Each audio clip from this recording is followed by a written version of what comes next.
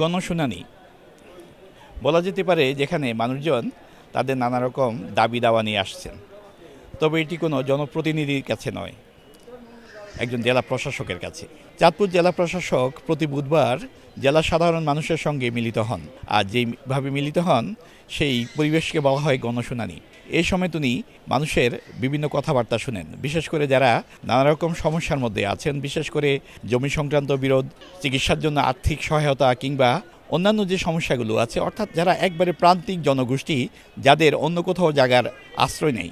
এদের মধ্যে অনেকে আছেন যে আদালতের মামলা রায় পেয়েছেন, তারপরও কিন্তু তিনি তার জমির দখল পাননি। আবার এমনও আছেন যে দীর্ঘদিন ধরে তিনি অসুস্থ, কিন্তু আর্থিক অসঙ্গতির কারণে চিকিৎসা সেবা পাচ্ছেন না। এমন সব নানা রকম সমস্যার মধ্যে যারা আছেন, তারাই মূলত আসেন এখানে সমাধানের জন্য। আর জেলা প্রশাসক তাদের কথা শুনেন এবং তার জন্য পুরো 2 ঘন্টা তিনি সময় দেন তাদের সঙ্গে। এবং সপ্তাহের এই যে বুধবার শুধু এই সাধারণ মানুষের সঙ্গে মিলিত থাকেন জেলা প্রশাসক। 13 সালের 7 মে 23% জায়গা বায়না করছিলাম পারভেজ মাহমুদ খানের কাছে। সে আর আমাদের 6 মাস মেয়াদে, আজ এত বছর অতিবাহিত হয়েছে, সে আমার টাকাও দেয় না, জায়গাটা রেসি করে না।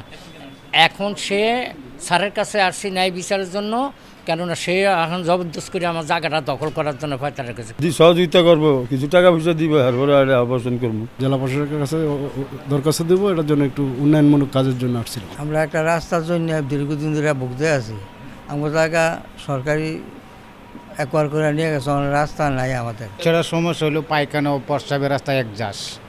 আমি ওই টাকা পয়সা লেগে চিকিৎসা করতে পারছি না। কিছু ডাক্তার কাগজপত্র আমার কাছে আছে, স্যারের কাছে আছে একটা আর্থিক সহযোগিতার লেগে। জন্য আমার বোন হার্টের রোগী প্লাস ডায়াবেটিস, থাইরয়েড এসবের জন্য আর কি স্যারের কাছে আমরা আবেদন করছি, উনি অ্যাকসেপ্ট করছে, এই কারণে এখানে আমরা ওয়েট করতেছি। জেলা প্রশাসক জানিয়েছেন, গত 1 বছরে এমন 500 থেকে 600 মানুষের কথা তিনি শুনেছেন এবং বেশিরভাগ মানুষের সমস্যাগুলো সমাধানের চেষ্টা করেছেন। গণশুনানির মূল উদ্দেশ্যটা হলো যে আমাদের সরকারি অফিস আদালতগুলোতে অনেক মানুষ আছে যে তারা সেবা পায় না, তখন তারা এই সেবাটা যেখানে পাচ্ছে না, আমার কাছে তারা অনেক সময় এই অভিযোগটা নিয়ে আসে বা প্রতিকার পাওয়ার জন্য আসে। আমরা সেখানে শুনি, প্রয়োজনে আমরা তাৎক্ষণিকভাবেই তাকে যদি ওই সেবাটা দিতে পারি আমরা সেটা নিশ্চিত করার চেষ্টা করি, অথবা অনেক সময় তারা আবেদন দেয়, সেই আবেদনের প্রেক্ষিতেও আমরা সংশ্লিষ্ট দপ্তরকে বলে দিই তাকে যেন তার প্রাপ্য সেবাটাকে যেন দেওয়া হয়। এবং আমি বিশ্বাস করি সরকারের যে এই উদ্যোগটা, এটা অনেকটা সরকারি অফিস আদালতগুলোর ক্ষেত্রে জবাবদিহিতাও নিশ্চিত করে। কারণ এই গণশুনানিতে এসে যখন সরকারের